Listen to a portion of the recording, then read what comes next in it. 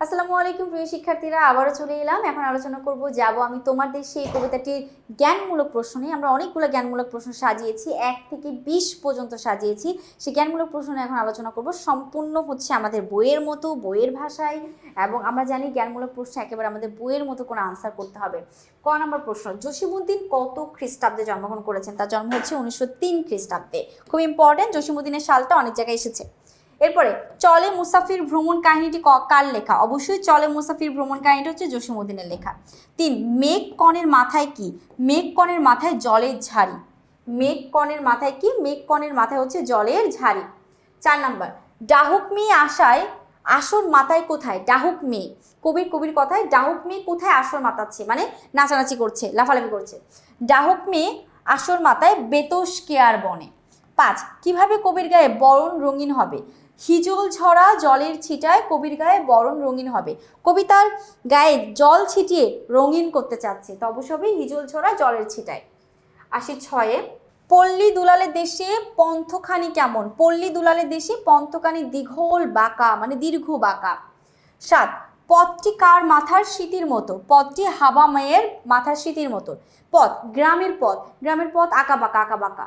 আর মেয়েরা যে স্মৃতি কাটে, মেয়েরা মাঝখানে সোজা স্মৃতি কাটে, বাট যারা হাবা মেয়ে, বোকা মেয়ে, তাদের স্মৃতি এলোমেলো থাকে, সোজা থাকে না। তো কবি সেই বাঁকা পথটিকে হাবা মেয়ের স্মৃতির সঙ্গে মিলাইছে। এরপর বাঁকা পন্থখানি, মানে পথখানি কোন মাঠ পেরিয়ে গিয়েছে? মানে বাঁকা পথ কোন মাঠ পেরিয়ে সামনে? গাজনতলির মাঠ পেরিয়ে সামনে গিয়েছে। এবার আসি 9, গ্রাম্য মেয়ে কি ছড়িয়ে পথে হেঁটে যায়? গ্রাম্য মেয়ে কদম কলি ছড়িয়ে পথে হেঁটে যায়। এরপরে 10, কবি কেমন দিঘিতে সাঁতার কেটে রক্তকমল তুলবেন? কবি ধল দিঘিতে সাঁতার কেটে রক্তকমল তুলবেন। 11, কবি পল্লী দুলালের দেশে কিসের সঙ্গে ভাব করবেন? কবি পল্লী দুলালের দেশে পাখির সঙ্গে গিয়ে ভাব করবেন। 12, পথ চলতে কোন কাটায় উত্তরীয় জড়িয়ে যাবে? উত্তরীয় মানে হচ্ছে চাদর। কবি এমন সময়ের কবিতাটির কথা আলোচনা করেছেন যখন শীতকাল, কবি চাদর পরিধান করে আছেন। কবি চাদর পরিধান করে থাকতে পথ যখন চলতে থাকবে, তখন পথ চলতে ময়না কাটায় উত্তরীয় জড়িয়ে যাবে। উত্তর মানে চাদর জড়িয়ে যাবে। কি কাটায়? ময়না কাটায় চাদর জড়িয়ে যাবে। 13তে, ময়না কাটা কিসে জড়াবে? ময়না কাটা উত্তরীয়তে জড়াবে, মানে চাদরে জড়াবে।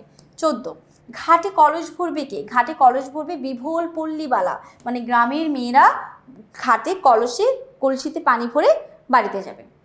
15, রাত জাগা ফুলের বাসে কে ঢুলবে? রাত জাগা ফুলের বাসে দিনের পিদিম ঢুলবে। 16, দিঘির জল ঘেরা পড়বে কিসে? দিঘির জল ঘেরা পড়বে কুহেলির কালো কারায়। কুহেলি মানে হচ্ছে কুয়াশা, কুয়াশা কালো কারায় দিঘির জল পড়বে। এবার আসি 17, কুহেলির কালো কারায় ঘেরা পড়বে কি? কুহেলির কালো কারায় ঘেরা পড়বে দিঘির জল। 18, কোন বনে ডাহুক ডাকে? বেতুস কেয়ার বনে ডাহুক ডাকে। 19, কবি পাড়ার দস্যি ছেলেদের সাথে কি করবেন? কবি পাড়ার দস্যি ছেলেদের সাথে খেলা করবেন। এবার আসি হচ্ছে আমরা এতক্ষণ আমরা 19 নম্বর পর্যন্ত আলোচনা করলাম। আমাদের 20 নম্বর প্রশ্নটা আমি একটু আলোচনা করে ফেলি। 20-এ কি আছে, যেহেতু আমরা 1 থেকে 20 পর্যন্ত এখানে সাজিয়েছি, তো 20 নম্বর প্রশ্নটা একটু দেখব। দূর দেশের মেঘ কণেরা মাথায় কি নিয়ে দাঁড়ায়? দূর দেশের মেঘ কণেরা মাথায় জলের ঝাড়ি নিয়ে দাঁড়ায়। কি নিয়ে দাঁড়ায়? জলের ঝাড়ি নিয়ে দাঁড়ায়। আচ্ছা, এভাবে আমরা জ্ঞানমূলক প্রশ্নগুলো শেষ করলাম। আমি কোনো আগন্তুক নই এই কবিতাটির পরবর্তী ক্লাস নিয়ে খুব দ্রুত আসবো। সেই পর্যন্ত ভালো থেকো, সুস্থ থেকো। আল্লাহ হাফিজ, আসসালামু আলাইকুম।